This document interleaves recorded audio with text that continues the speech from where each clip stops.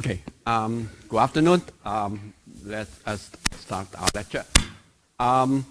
So yesterday we talked about random variables, one random variable. But in a lot of situations we are interested in more than one variable. So we would like to know how these two random variables are behaved jointly and the properties about these joint random variables. Okay, so we start with the simplest one with two random variables considered together. All right, so what we are going to talk about in this chapter is two-dimensional random variables, joint probability functions for discrete random variables.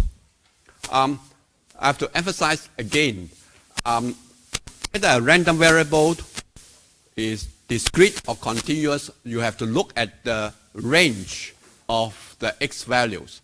When I say range of x values, it means that whether the probability or probability density is 0 or not. If you have values or gaps, okay, in your x range that have probability of density equals 0, with probability equals 0, then most likely it is discrete random variable. All right, we look at the x value. And while if the density function covers an interval, all right, of the x values over a certain range of x value, then it's most likely is continuous. And also you have to differentiate between the little f of x and capital F of x. Little f of x is the probability function or probability density function, while the capital F of x is called cumulative probability. So cumulative means you have to add. So you can think of it, the CDF, okay, is for a particular x value, capital F of x.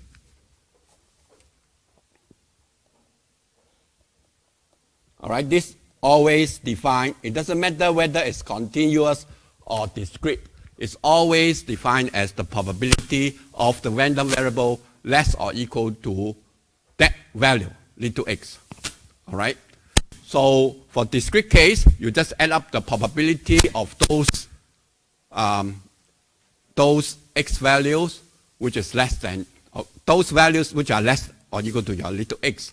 While for continuous, you have to do the integration from minus infinity up to x. All right. So just to recall, so for discrete case, the little f for discrete case, usually it will be like this. All right, so that line represents the probability at that x value.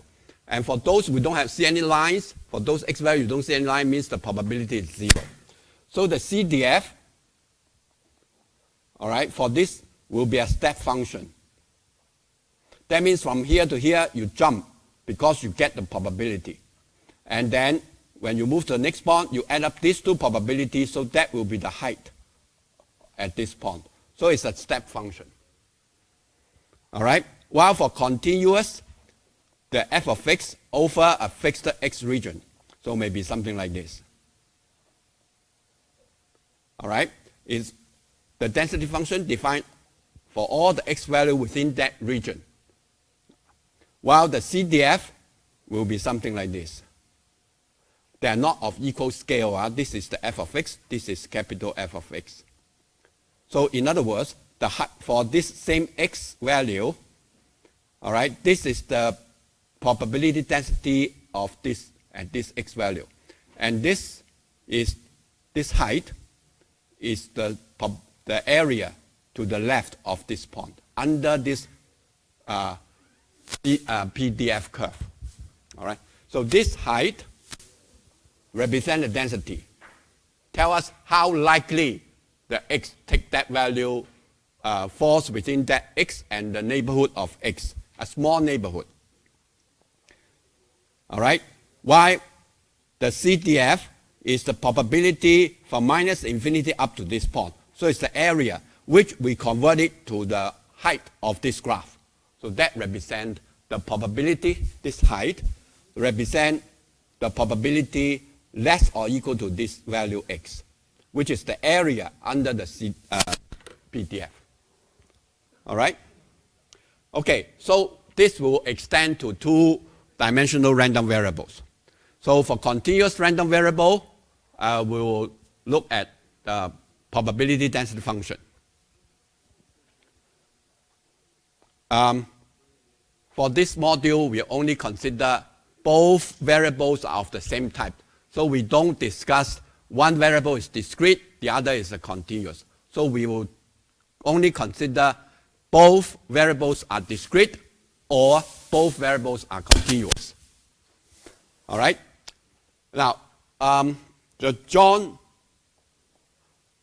probability function or John probability density function will tell you everything about these two random variables together, how they behave. While marginal only tells you a particular variables. So we don't need to know anything about the other variables. So we only know one of them. And then we talk about conditional distributions, all right, and independent random variable. That means we may have situations where x and y are independent. That means they are not statistically related. Okay, and when we talk about expectation, if you recall, for one random variable case, we can talk about expectation of x. All right. So for two-dimensional case, so we talk about expectation of x, expectation of y. Maybe expectation of a function of x, y together. Wow, this makes a lot of flexibility. So it's a function involve x and y. All right? And on top, because of this conditional probability distribution, we may have talked about expectation of y given x equal to certain value. This kind of expectation. So we will discuss all this, all right, under the topic expectation. All right? Okay. So two-dimensional random variables. So there are many situations where more than one variable are of interest to us. All right? So here is example, height and weight from the same person. Remember when we talk about those two random variables. These two random variables referring to the two characteristics or two aspects of the same unit. So in this case, when you say height and weight, we don't say that height of A and then weight of B and put them together. It does not make sense. So weight and height, okay, when we say these are two random variables, we're referring to the same individual. We look at the height and look at the weight. Of course, we can look at another person's and find out the height and weight. All right? So remember, when we talk about two-dimensional random variable, we're referring to the two random variables from the same individual, and there's many, many individuals. Okay, so another example is that we are interested in a piece of cold-drawn copper and look at two aspects or two features about this copper, the hardness and their tensile strength, and see how they are related. All right, so the definition will be as follows. We let E be an experiment. An experiment is just a process that generates outcome, and S is the sample space, which means that S is the all possible outcomes of this experiment E. So we let X and Y are two functions, assign them two real numbers to each of the sample points. That means each outcome, this is the outcome. This is a set of all possible outcomes that we are interested in. And then this one is a sample point, so that means one of the sample or one of the outcomes. Or in probability term, it is the sample point. Okay, sample point. All right, so basically this is the outcome, and this outcome may consist of two parts. All right, so we try to use a two-dimensional vector, okay, to map S. So in other words, we are looking at, okay, so this one is the sample space, and we select a sample point S and map it to XS and YS through two functions, X and Y. All right, so you can think of it, so an experiment is to select a piece of copper, and then, okay, once we got this piece, and then we look at what is the hardness and what is the tensile strength. So that will be the value, XS and YS. Or you can think of it, S is an individual selected, and then we look at his height and weight. So that is XS and YS. So the range space are those XY values such that,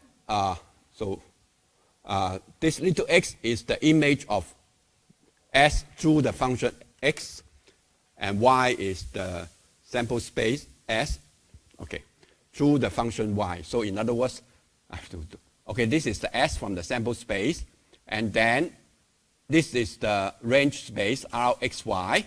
All right, each point represented by X and Y. So how to get X? So X is equal to the function, and Y is equal to the function, all right, of the sample space. So the Y. All right. So so we can extend this definition more than two random variables. So in case we can have n of them. Okay. So we have an n-dimensional random variables such that for each outcome, it will map, according to x1, map to the first entry, and x2 map to the second entry, and so on. So we have n random variables. But I think for this chapter, we concentrate on only two random variables. So come back to discrete. So discrete means that the possible values of x, s, y, maybe I write it as x, y, easier. So the possible values for x, y are finite or countable infinite. So we have the same definition for one random variable case. We just extend it to two random variable case. Both the first entry and the second entry of this pair, all right, are either finite or countable infinite. So I can write it as xi, yj, such that I is from 1, 2, 3 up to infinity, and j is 1, 2, 3 up to infinity. So the possible values represented by xi and yj. So for continuous random variable, then this xy, okay, assumes all values in some region. So in other words, I can have xy over this region. All right, I define the random variable capital X and capital Y, so that when you got an S, I try to using this capital X and capital Y to map some points in this region. All right. Then, in other words, for any of these points here in this region, I should have a S, so that X, S, and YS will map to a point in this region. Then, this capital X and capital Y, these two random variables, is considered as continuous. All right, so it looks very complicated. But whenever you are talking about a random variable, you talk about the F, little f xy, or capital F of xy. Okay. Little f of xy. Look at this. This is for one variable case, we talk about this one. For two random variable case, we talk about f of xy. At this function and the range for which the function is defined, if the range, something you talk about the x and y, if there are gaps in between, then this is discrete. If it's no gaps, maybe it's very small region, but since it takes all the values within that region, we consider as a continuous random variables. All right? Okay, here's an example. I have a television set, surface, and X represents the age of the set, and Y represents the number of defective components in the set. So you can think of it like this. There are many television sets. So in particular, I look at one particular television set. So that's my little x. And I've defined two random variables. Capital X, which represent the age in number of years of the television set. And Y represent the number of defective components in this TV set. All right. So in this case, S, a little s. All right. So this is the sample space represent all possible television set that we may choose. In particular, we choose one. So we look at it and then see what is the number of years of age, and also we also look at the number of defective components in this television set. So it maps to, all right, X and Y, where X is the image of this function and Y is, all right. So from now on, we just write it X, Y. This is a two-dimensional random variable. And what are the values? So the age may be from 0 to less than 1. Okay, 0, 1, 2, and so on. And Y is n to n1, sorry, Y is equal to 1, 2, 0, 1, 2, up to n. Okay, as you can see that the number of defective components cannot be infinity. So it's up to n. N is the total number of components in a TV set. So these are the possible number of defective components in the TV set. The age is from 0 to infinity. All right? Of course, in practice, a television cannot last for too long. All right? Okay, so in particular, when we say this random variable xy equal to 5, 3, okay. So this is represent a random variable. But once you look at a particular television set, you have the realization of the random variable. So you have to distinguish between random variables referring to xy, capital X, capital Y, referring to all the possible outcomes. So referring to all the television set. But once you take one particular television set, then we realize this random variable. So X, now we can have it equal to little x and Y equal to Y. It means this random variable, after you look at the data or look at your outcome, then you can have a realization. You have a number.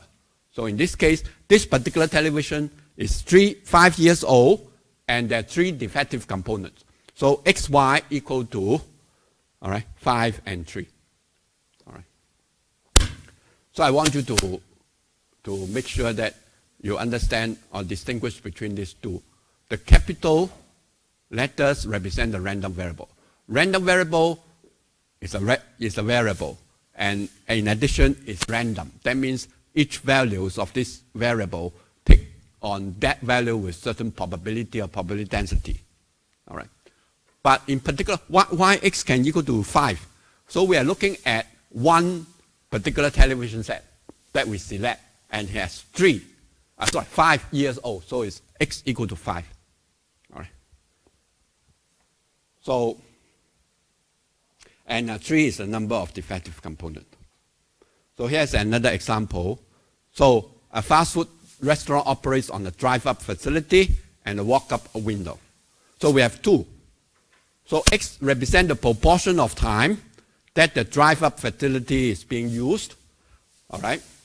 Being used means that at least there are one customer or more there. And Y represents the walk-up, the proportion of time that the walk-up window being used. Now, here, the S, the little s, the sample point, is a particular fast food restaurant. All right. In this particular fast food restaurant, there are 2 outlets. So we are concerned many restaurants that have this kind of 2 outlets. One is drive up, the other one is walk up. All right. And X represents the proportion of time that is being used, and Y for the drive-up facility, and Y represents the proportion of time that walk up in the window being used. So in this case, you can look at it, the X value, possible values for X, because it's the proportion of time being used. So it's from 0 to 1, while Y is also from 0 to 1. So both X and Y are over an interval, all possible values over this interval 0, 1. So this is a continuous random variables. These are continuous random variables. All right? So, okay. So we have an example of discrete and example of continuous. So if you remember, we talk about 2 random variables. They are 2 aspects of the same characteristic, of the same sample point. So for the first example, the sample point is a TV set. For the second example, is a particular fast food restaurant with these 2 facilities. Okay, so we are talking about a number associated with probability or density for the 2-dimensional. All right, so now we are talking about not f of x, because we're interested in 2, so we are talking about f of y, xy. Because now we have 2, we may have 2 random variables. So I would like to use the subscript. So for example, I write it like that, all right, to make it clear that we are talking about a function which is related to the random variables x and y. And this is the values that we are considering. So this one, I may write it like this, all right. So in other words, we are talking about a function, in fact, a probability function or probability density function for the random variable x. Then I use the first one. If I'm talking about the probability function or probability density function for x and y, then I use this one. All right. So this is the function, and evaluate at these 2 values. All right. So for discrete random variable f of xy, evaluate at xi and yi is equal to probability of x. This random variable equal to xi, and y random variable y equal to yj. All right. So compare with the 1-dimensional case. If you recall, this is the 1-dimensional case. All right. Or if you like, at xi, so this is xi. So f of x is equal to probability of x equal to xi. So f of xi yi is equal to probability of x equal to xi and y equal to yi. And of course, because this is defined as the probability, so it should satisfy the following 2 conditions. It looks very complicated, but in fact what it means is that any f of xy evaluate at any points, xi, yj, must be bigger or equal to 0. All right, compare with the 1-dimensional, if you recall, the 1-dimensional case, we also have the same thing, xi in Rx. All right, whenever the xi are in the range Rx, then the f of xi must be greater or equal to 0. That means it has to be positive or 0. And the second condition, if you recall, is summation x f of x equal to 1 for all x. Sorry, I have my mistakes. No x here. All right. Sum of the f of x has to be equal to 1. That means add up all the this simply means that I have all the possible probabilities should add up equal to 1. So it covers everything. So we extend the same idea. So we have to sum over j and sum over I for xi and yj. That means we're still trying to sum up over all the possible y value and all the possible x values. All right?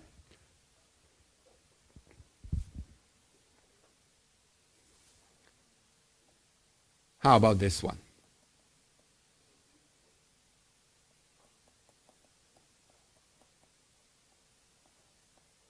Is it equal to 1?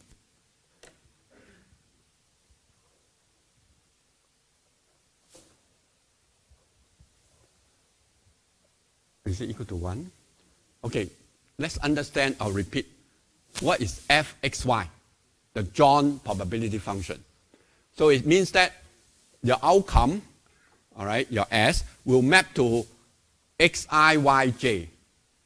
So you have to consider all possible xi with yj.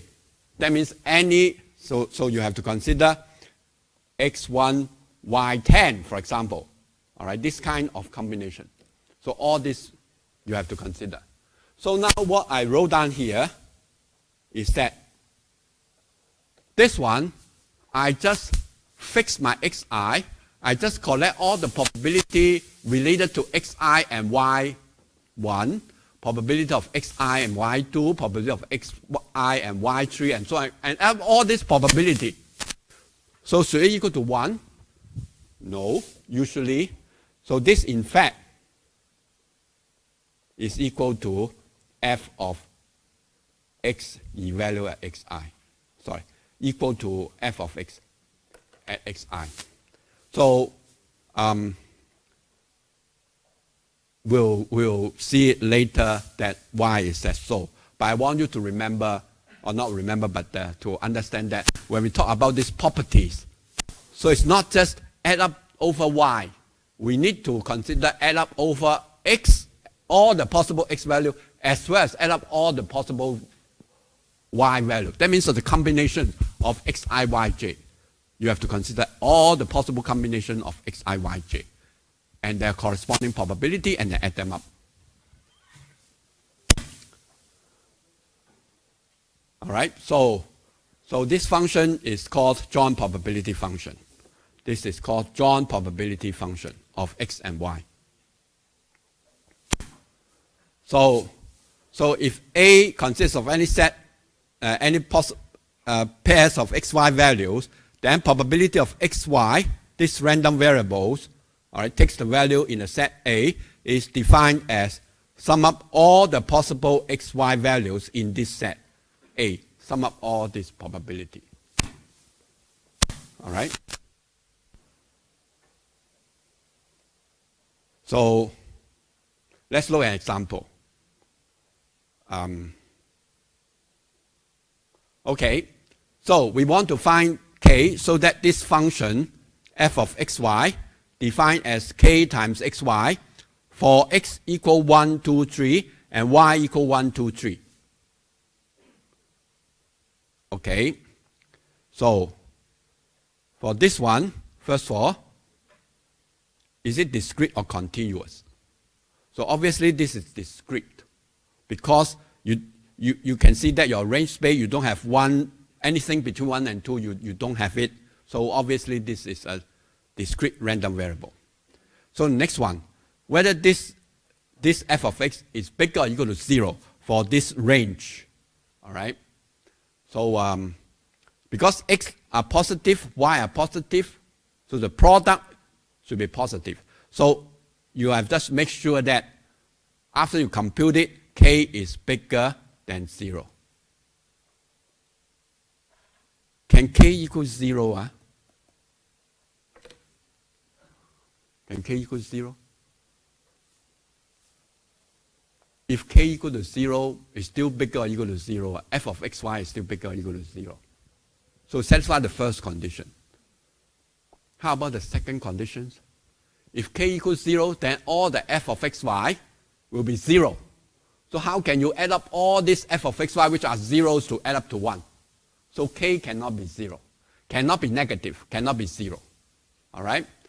So we are asked to find out k. So you try to work out if at the end you got the answer k equals 0 or k is a negative number, then something wrong with your calculation. Or there's no way that this can be a probability function. Another question. So how many values or how many pairs are there for this particular probability functions that is non-zero? All right, so in other words, for any x equal to 1, you can have y equal 1, 2, or 3.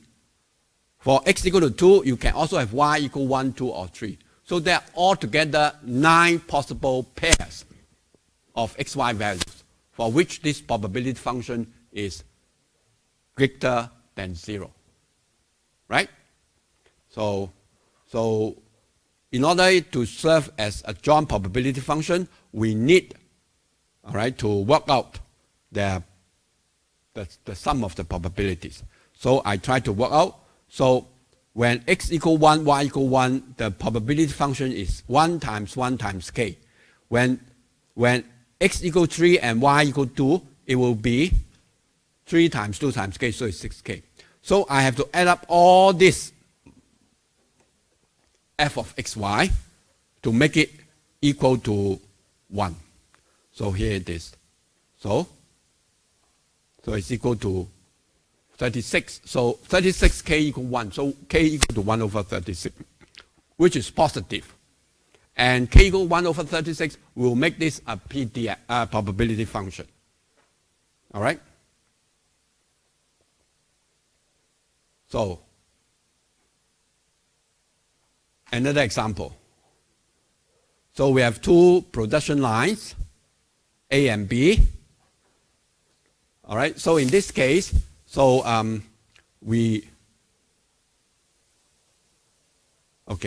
produce the number of machines produced is a random variable. So let xy represent the number of machines produced by line A on a given day. For the same day, y represent the number of machines produced by B. So x and y refer to the number of machines manufactured by line A, production line A and line B, respectively, on the same day. Same day, So on a given day, all right, on a given day. So the joint probability function is given on the next slide, and we would like to know what is the probability that this should change to machines, not chips. All right. Okay, such that the number of machines produced by line A is more than by line B. All right. So what does it mean? It means that we are asked to find the number of machines produced by line A, which represented by the random variable x, all right, more than. So we are asked to find this probability. You have to able to translate the given question in terms of the random variables or in terms of the event. So in this case, we want to know what's the chance that the number of machines produced by line A is greater than the number of machines produced by line B. So it's equivalent to find probability of x greater than y. Okay, here is the joint PDF, the joint probability function presented in a table form. All right. Here we don't have a closed formula given. We just have a table form. So you have to understand how to read this joint probability function. So first of all, there are two random variables, x and y. X represents the number of machines produced by line A. Y represents the number of machines produced by line B. So these are the values for the random variable y. All right. So capital Y is the random variable. So it's a random variable. But this random variable can take on the values. So these values are 0, 1, 2, and 3. So I just use a lowercase y to represent these values. All right? And similarly, x, random capital letter X is the random variable. And it takes the value 0, 1, 2, 3, 4, 5. All right? Now this is the table that you need.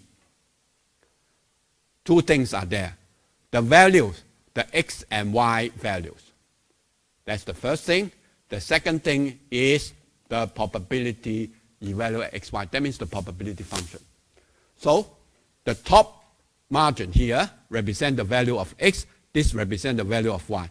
And each of these represent the probability or represent the f of xy. So for example, this one represents f of xy when x equal to 2 and y equals 0.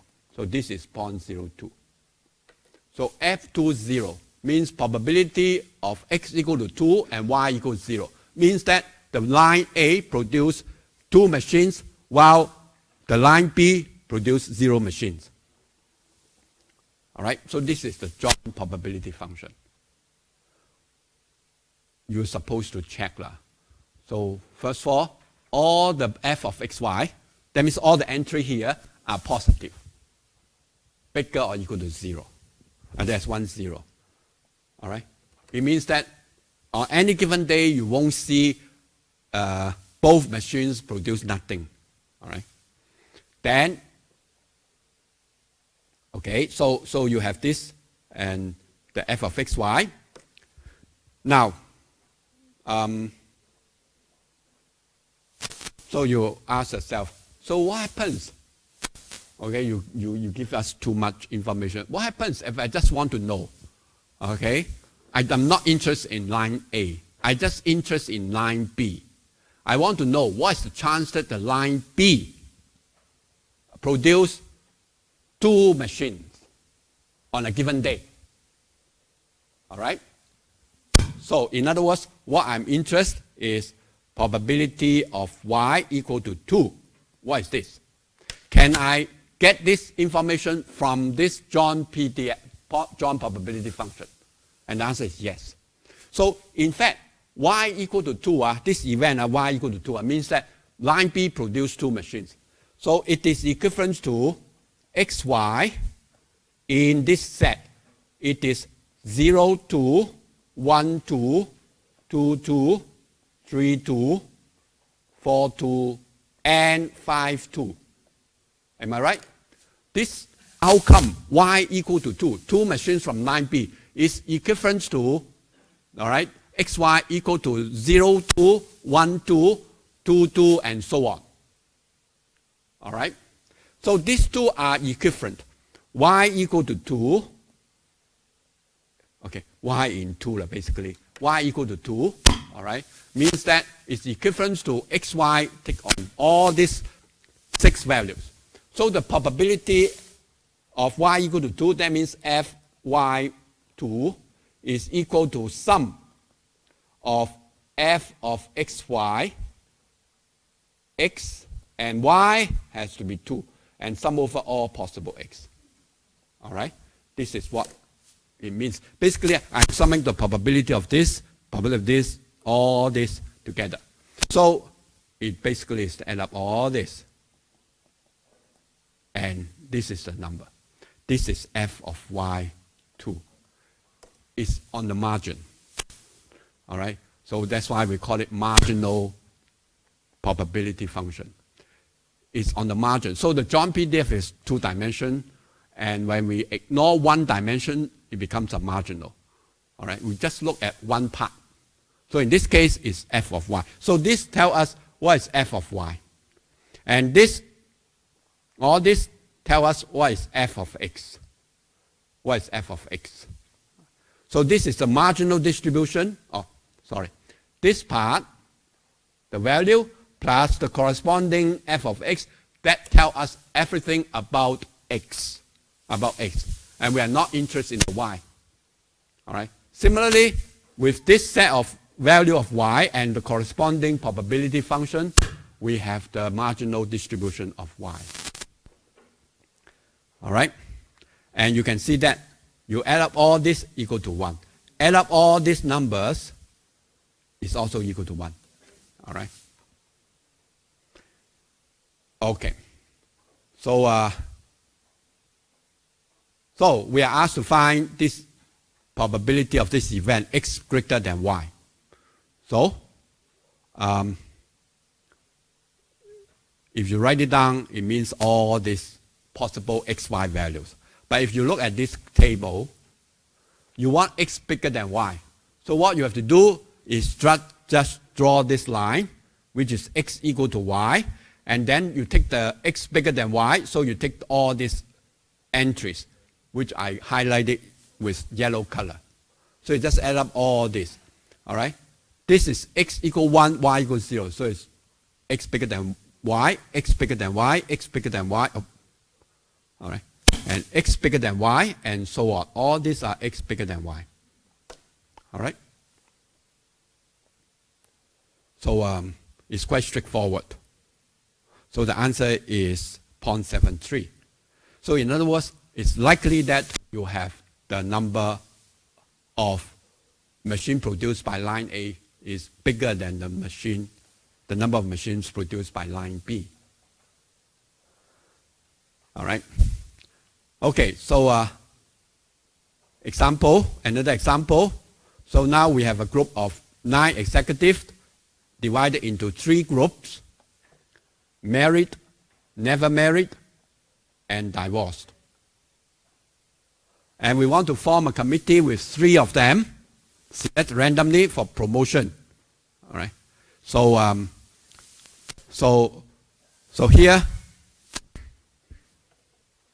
here we are looking at X represent the number of married executives in the promotion list. All right. Y is the number of married executives in the promotion list. All right. And how about these are married, never married? Then how about the divorced? All right. Shall we need a Z there? Z represents the number of divorcees among the 3 being promoted. Should we have this Z there? You can have it, but on the other hand, Z, what is X plus Y plus Z? Huh? The number of persons in the 3 persons the list of 3 persons being promoted, it can only be 3. So if you know X, the value of X, you know the value of Y, then what is Z? Z must be 3 minus X minus Y. So what I'm trying to tell you, you don't make it so complicated. Try to make it clean. I need X. Okay?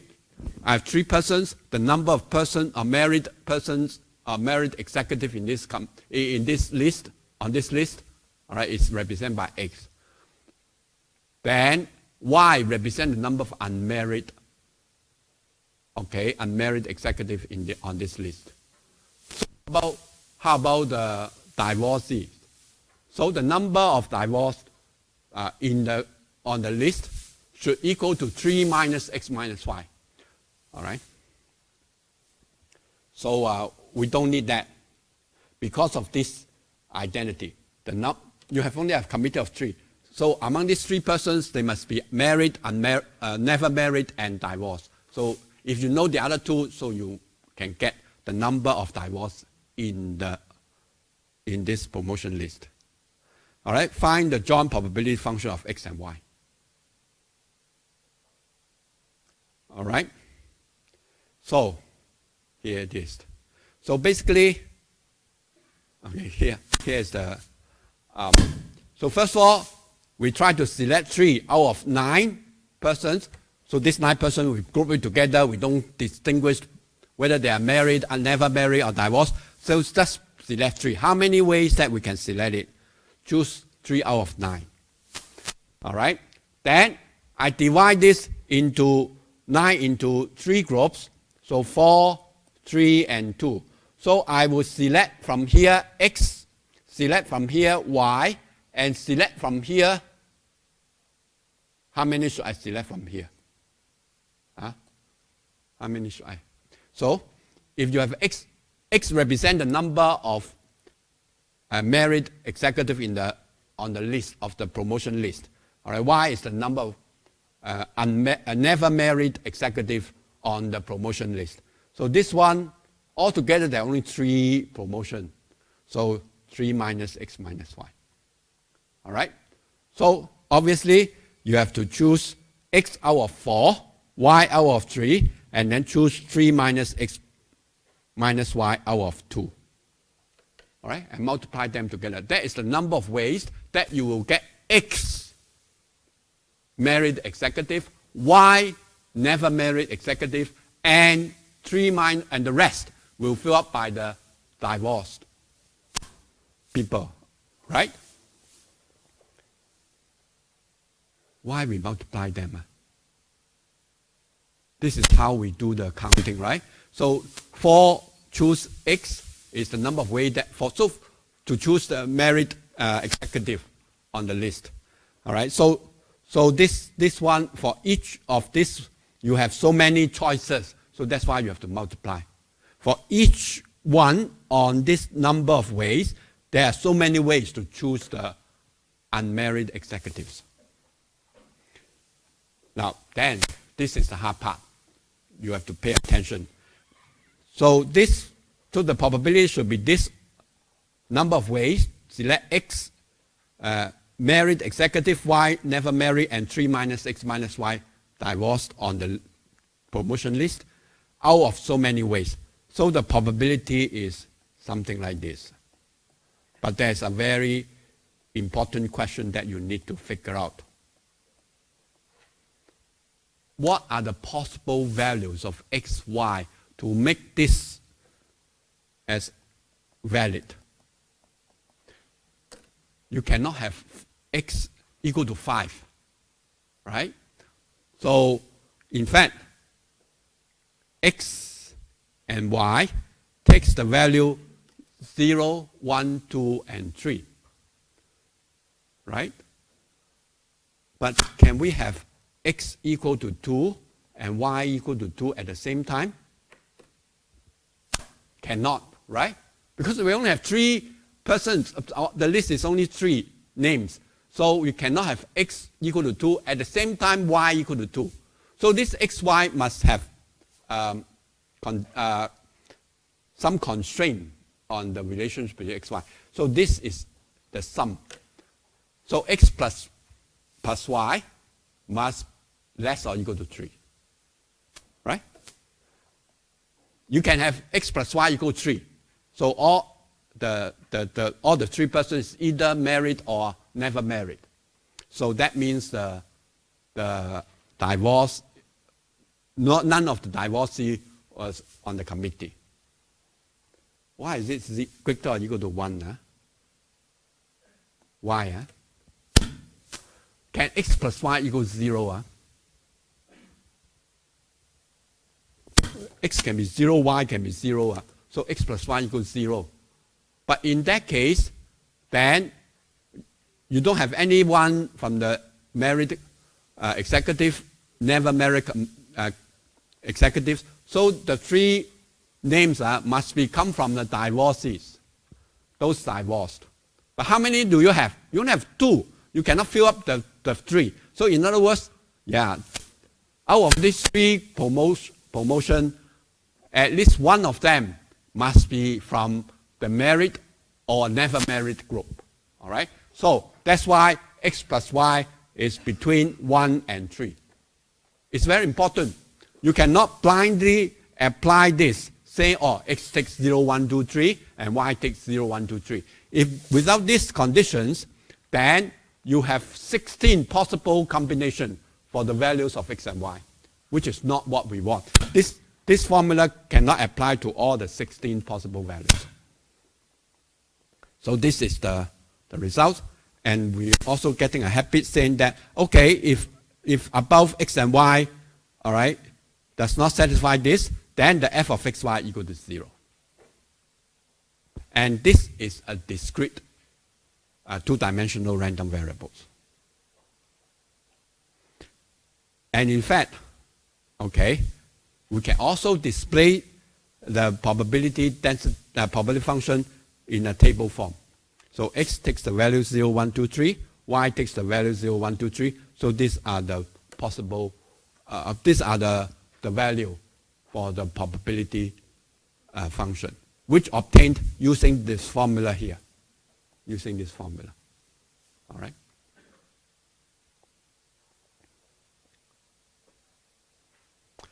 Okay.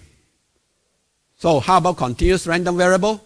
So for continuous random variable, so the range of x, y is over some all values over some region which is part of the two-dimensional real plane. All right.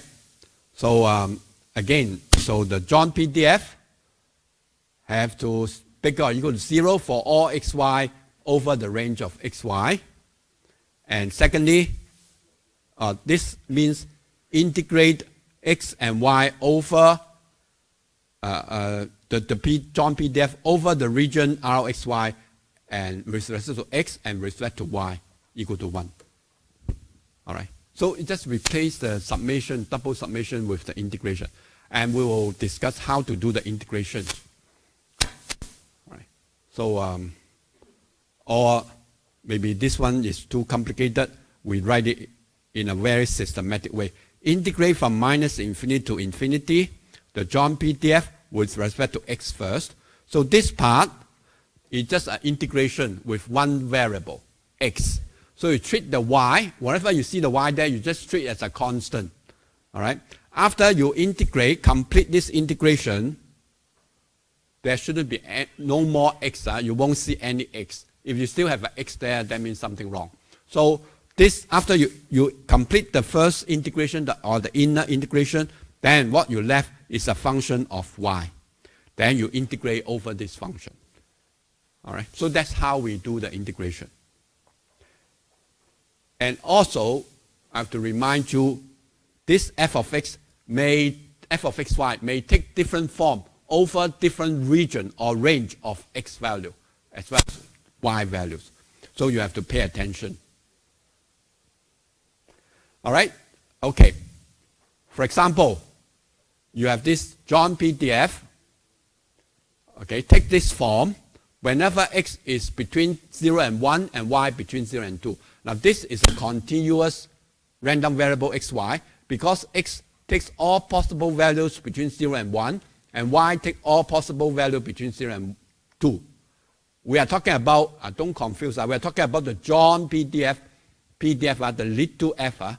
We are talking about a density function over a range of xy.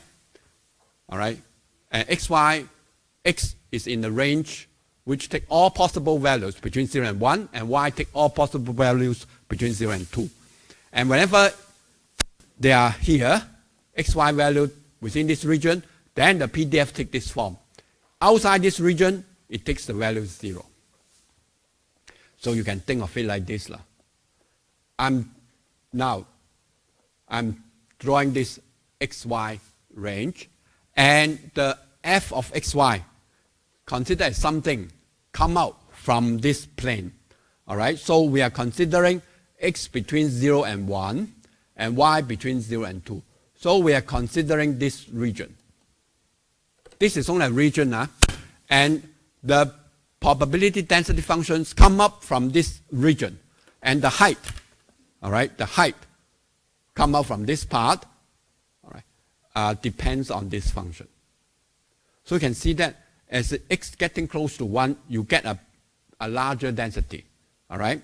And y getting close to 2, this whole thing will getting bigger. But once it goes beyond this region, the density function of all the rest, okay, the unshaped part, will be 0. So you can think of it, if this is the region for which I defined my CDF, then you can think of it, something come up from this part. And the height of this curve or this shape depends on this function. But beyond this region, then the are all 0, are flat, all 0. So that is how we interpret this function, the John probability density function. While for the discrete case, you can think of it, if this is the region for which I have non-zero probability function, you can think of it, something comes up, all right? Some maybe bar or some line come up, but there are gaps, all right? There are no lines over certain values of x and y. All right?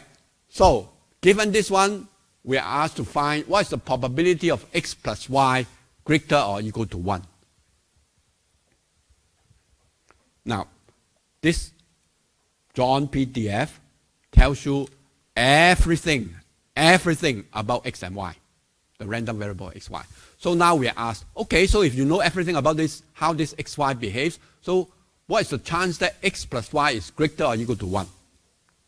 So what we are going to do, this basically is, in some sense, is an cumulative probability.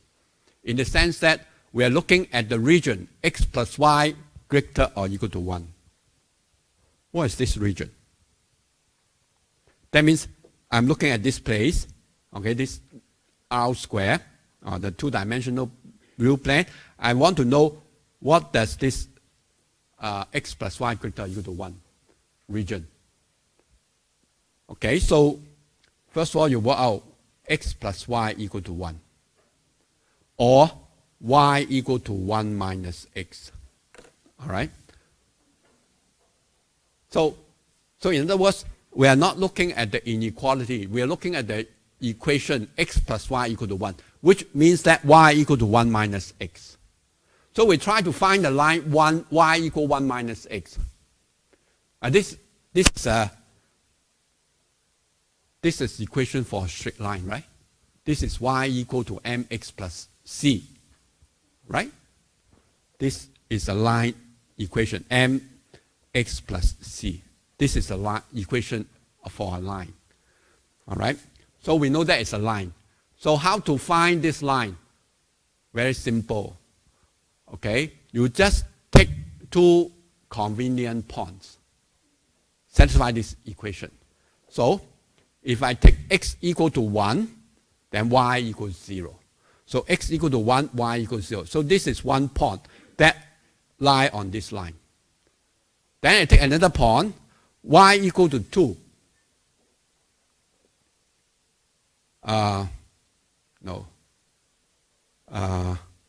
Y equal to 1 minus 6. So if y equals 0, then x equal to 1. Y equals 0, x equal to 1. So if y equal to 2, let me see. I did not draw the picture here. Huh? Yeah. All right. Okay. So if y equal to 1, then x equal to 0. So this is another point. So both 1, 0, 1, then this is 0. And 0, 1. If this is 0, then y equal 1. So these 2 points lie on this straight line. So we draw this line. This is the line y equal to 1 minus x. All right? Now, so this line divides this real plane into 2 parts. So one must be greater than 1, x plus y greater than 1. The other part is x plus y less than 1. Which part? So again, we just select a point. For example, look at the point 0, 0. If x, okay, 0, 0. So now I go back to look at it. 0 plus 0, x, y equal to, x equals 0, y equals 0. So 0 plus 0 is less than 1, right? So in other words, this whole part below this line satisfy the equation inequality x plus y less than 1. So how about this point? You will check further. So if x equal to 1 and y equal to 2, so I substitute x equal to 1 and y equal to 2. This equal to 3, which is bigger than 1. So in other words, these points lie on the region for which x plus y is greater than 1. So it's very simple. You just take one point on the side, or on the side of the line. So check whether it is satisfy the inequality. In this case, I look for inequality x plus y greater than 1. I already figured out what is the x plus y equal 1. So I just need to know whether it is the upper part or the lower part of this line that satisfies this inequality. So if I check 0, 0, it is less than 1. So that means the lower part of this line does not satisfy this inequality. So I'm looking at all this. All right. So basically, this probability of x plus y greater or equal to 1 basically is to collect all the probability density over this region, over this region, above this line. But in fact, think of it, what is the probability density here? 0, nothing there. Only this part is valid. Only this part is valid. So in other words, now what we are trying to do is to collect all the density over this region, So how do we do it? We need to do the integration. So what we have to do is okay. In fact, I do the other way around. I work on this part. This one is easier to work with. Okay, so now I change the story. I instead of looking at this one, I look at this. X plus y less than 1. So we are working on this part, which is the probability over this region. All right. But all the rest are 0 density, so I just concentrate on this part. All right. So you can think of it, this part, look at this visualizer. So suppose this is my region that I want. I have non-zero probability density. So now for this particular probability I want to look at, I only look at a part of it. And there's a surface coming out from this. All right, I just look at under the surface within this region. What is the volume of it? All right. So, okay. This one you can, okay. Let me skip this part first. So I look at, this is the probability of x plus y less than 1. So that means this region. Now, this part, for some of you maybe is new. All right. So what we are doing is that this is the John PDF, all right, over this region. But now we are interested in only this part. So I integrate y first. Integrate y first. I have to do it step by step. I cannot do x, y simultaneously. So I decide to do y first. So integrate over y. What does it mean? It means that I fixed my x value, and try to, in fact for x value, basically I try to integrate from minus infinity up to positive infinity. So I try to squeeze, all right, everything. You can think of it, you have 2 planes, try to squeeze it into 1. All right? So I have a plane here. You can think of it like this. So I have the surface here. I have 2 planes. So I try to squeeze them. So then you can think of it, all the density will be squeezed to one point. So that's the idea. All right? I fixed x, all right, at certain value x, and then I try to integrate. So at this point, what is the y value? Y is equal to 0.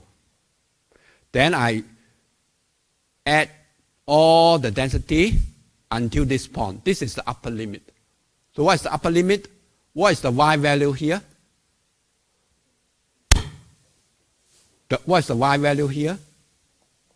So the y value here is 0. The y value here depends on the x value. So if the x is here, your y is here. So it depends on x value. What is the y? Because this is the line, y equal 1 minus x. So therefore, at this point, it's equal to 1 minus x. So we integrate from 0 to 1 minus x. All right? Of the PDF.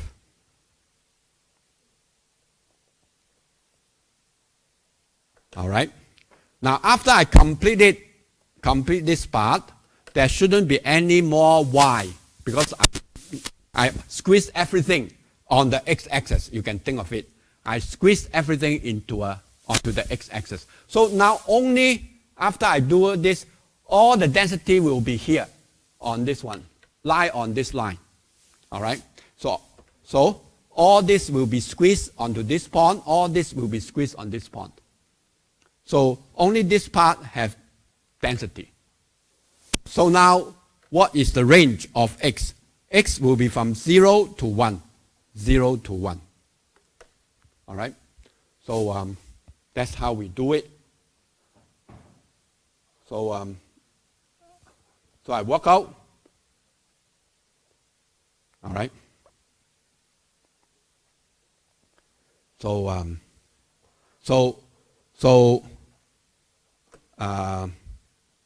the integration limit is from 0 to 1 minus x and 0 to 1. And how do I get this integration limit? If you don't draw the picture, so long as you remember f of xy, all right, x has to be between 0 and 1, and y has to be between 0 and 2. Okay, this is for the f of x equal to this x squared plus xy over 3. But on top, we also require x plus y. Okay, what I want is less than 1 now, okay? Less than or equal to 1. So I have this. So in other words, I'm looking at the f of xy. I'm only interested in the region for which bounded by this 5 inequalities. 5 inequalities. All right? 5 inequalities. So what are these 5 inequalities? X bigger than 0.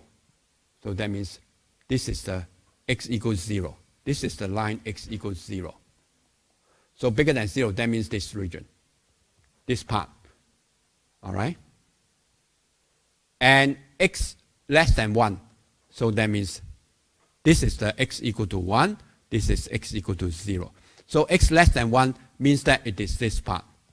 So these two inequality means that we are interested in this strip. All right? Then next, y bigger than 0. So it is this part. And y less than 2. So it's this part. So we left, after we consider all this, we have this. This is the region for which the joint PDF is non-zero. All right? Then this part, x plus y less than 2. Less or equal to 1. So we figure out that it is this region. So the intersection of all this inequality is this part. Only xy lies within this region that have satisfied all this inequality. The first 4, x between 0, 1 and y between 0, 2, all right, those define the region for which the joint PDF is defined. The last one is what we are asked to find, the probability of x plus y. I want to find x plus y less than 1 first, and then subtract it from 1. All right? So here it is. So I do the integration. The first one, after I do the integration, I substitute y equals 0 and y equal to 1 minus x into this expression, and I got this part.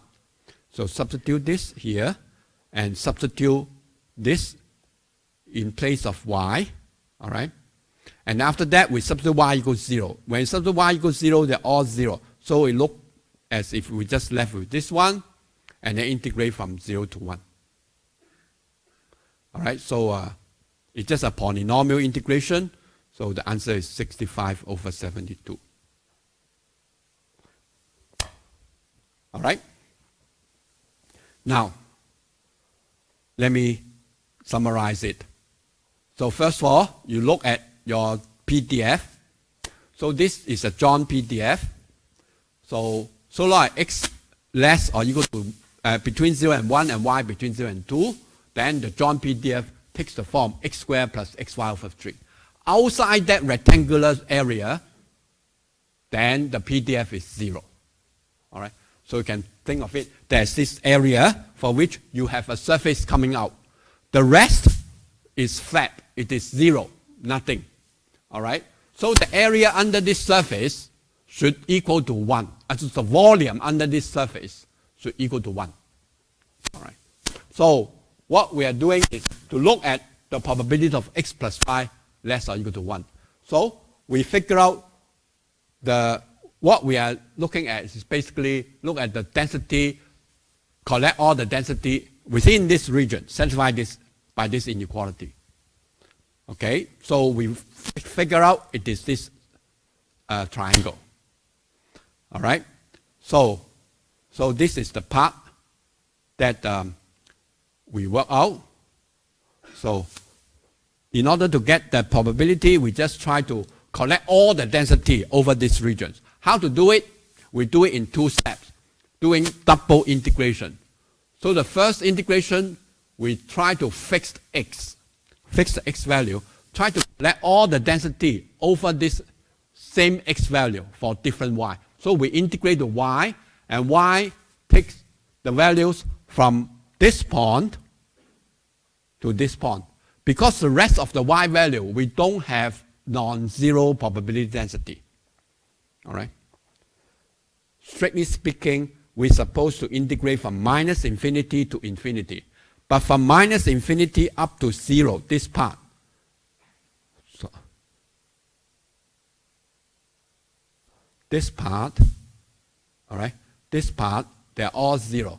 And then from 1 minus x up to positive infinity, the density is also 0. So it looks as if I just summing up or integrate from 0 to 1 minus x.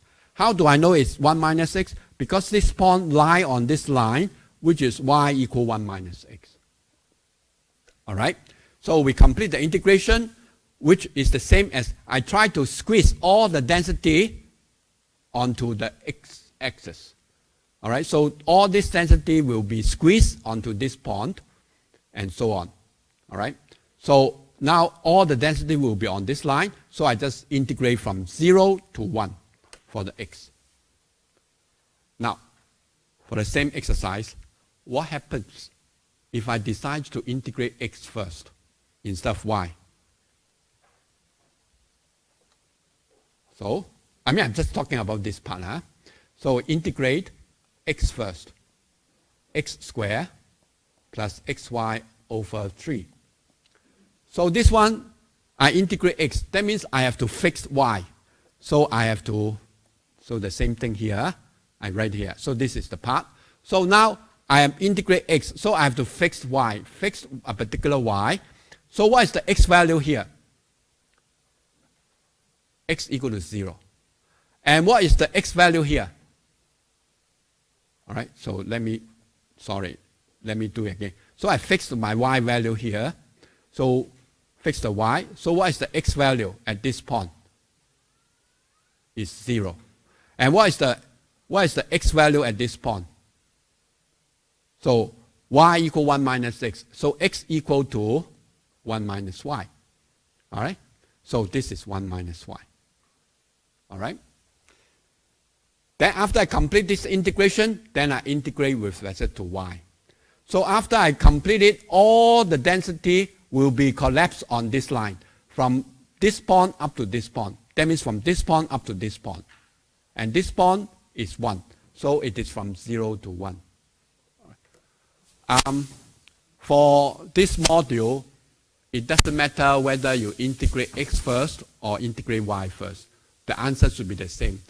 If you are doing calculus, then there may be some problem. But all the functions that we consider are very nice behaved. So it doesn't matter which one you integrate first. But sometimes if you pick the right order, the integration easier to do with, to compute. All right? So although it doesn't matter, but if you pay attention, sometimes the order will make the computation easier, the integration easier. Okay. So this is the part that we want to show that this joint PDF is a well-defined PDF. So first of all, obviously this is always bigger or equal to 0 over the range. All right, 0 to 1 and 0 to 2 for x and y. Within this range, this function is always bigger than 0. Next, we integrate x from minus infinity to infinity, y from minus infinity to infinity of this joint PDF equal to 1. So the rest of the region, the PDF are 0. All this, the PDF are 0. So we now concentrate on this part, from 0 to 1, 0 to 2. So here I integrate x. That means I fixed y. I fixed y. So at this, so I try to squeeze everything on the y-axis. So the x is from 0. This value x is equal to 0. And at this point, the x, all right, is equal to y. In fact, it doesn't matter what the value of y is. It's always integrate from 0 to 1. This y value also integrate x from 0 to 1. X from 0 to 1. So x from 0 to 1. So after you integrate, then you have, your density will be concentrated on this part. Only for y from 0 to 2. So integrate y from 0 to 2. All right? So you may need some consideration and practice in order to get the answer for this double integration. All right? So, oh, I'm sorry. So this part, this gives you 7 over 72. So in other words, this part has a probability equal to 7 over 72. So the rest, this part, is 65 over 72.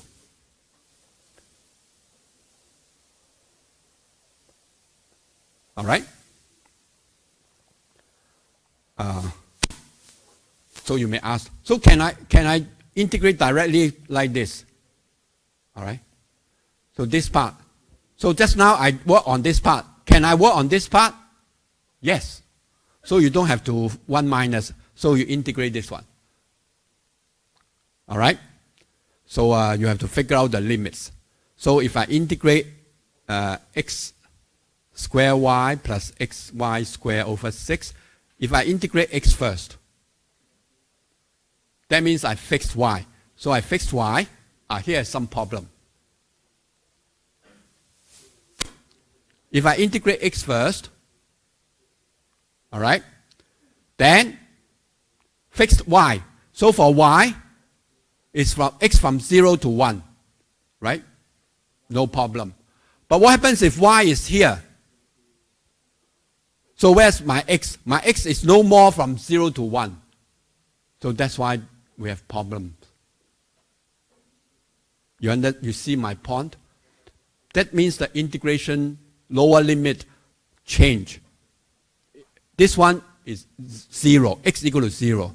But when y here, then your x is equal to y, 1 minus y. All right? So we have a problem.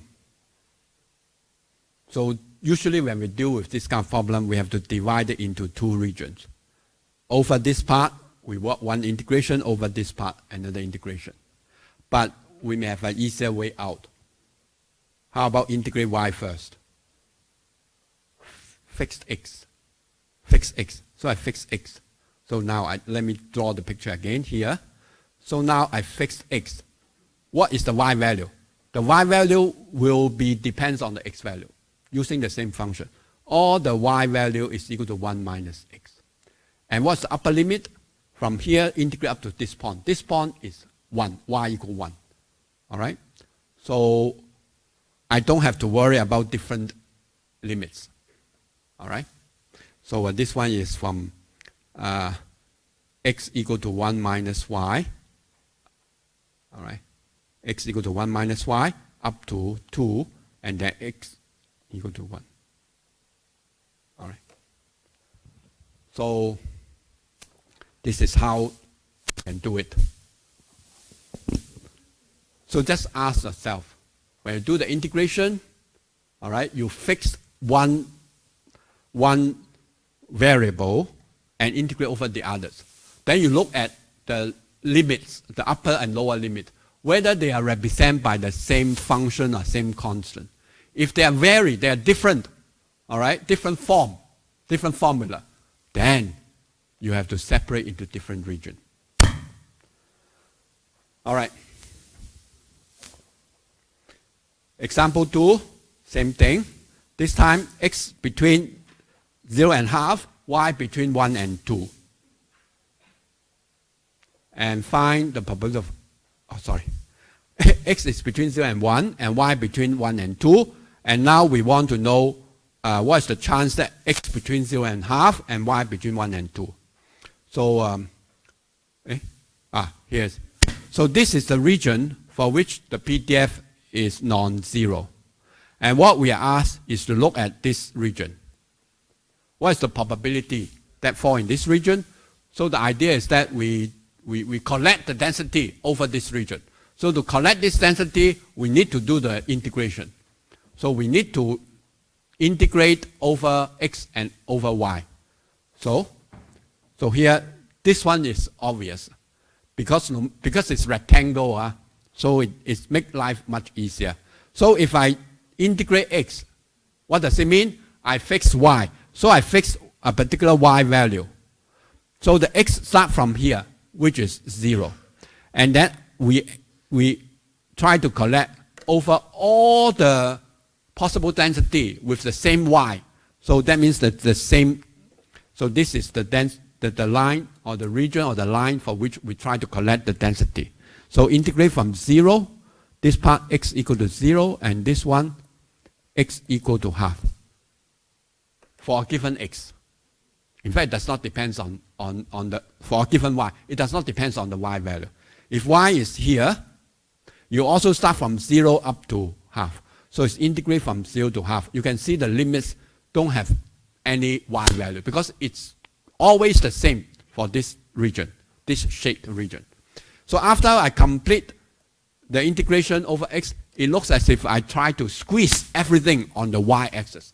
So now all the density, thinking something coming out, and now I squeeze everything onto this line, range from 1 to 2. So I integrate from 1 to 2, the part that you have already collect the density over the x. All right? So we complete the integration, and then the answer is 11 over 52.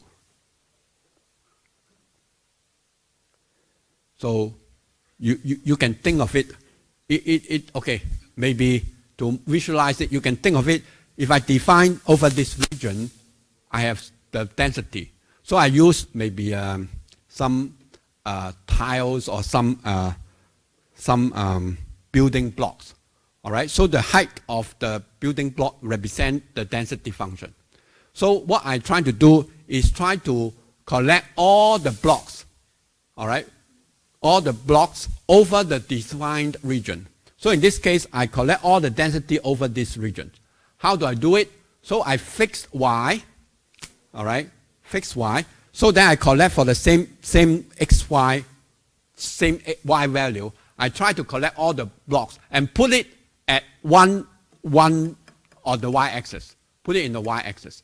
So all the building blocks will not disappear. It just try to rearrange it by adding them up. So I just stack all the blocks, all the building blocks. So it's getting higher and higher. All right? So you can think of it like this. So this is supposed to be the density. So for fixed y, so now I step here. So that's the integration, the part that we do. So we collect all the density, all the building block, put it on the y-axis. When I fix y and integrate over x, I collect all the density, all right, along the x, all right, and then collect it. So you can also do the same thing. For example, this is the x. I fix the x and try to integrate over y. So basically, I collect all the density for different y, but same x. I put it on the x-axis at that particular x value on the x-axis. All right. So once you understand this one, so the part is just to treat it as one variable integration. So you should know how to do the integration. All right. So this integration is with respect to x. So y is treated as a constant. So after you complete the integration, you substitute x equals 0 and x equal to half into this one. So no more x after that. you only see y on other numbers. All right, so the answer for this question is 11 over 52. All right? Okay, I think I don't have time to continue. Yeah, I think I'm a little bit behind. All right, so anyway, the next section is on marginal distribution. As I said, it basically is just look at a particular variable, x or y. So the idea is to fix x. If you are interested in the marginal of x, you just try to collect all the density of probability function over the same x value but different y. You basically collect all this. So that is the marginal of x. And for continuous, you just do integration. So for x, you fix x but collect over y, make y disappear. So you integrate over y. So that is the marginal for continuous. All right? Okay, so we'll continue next week. All right? Yeah. Not next week. Week after next. Next week is 1 week break, right?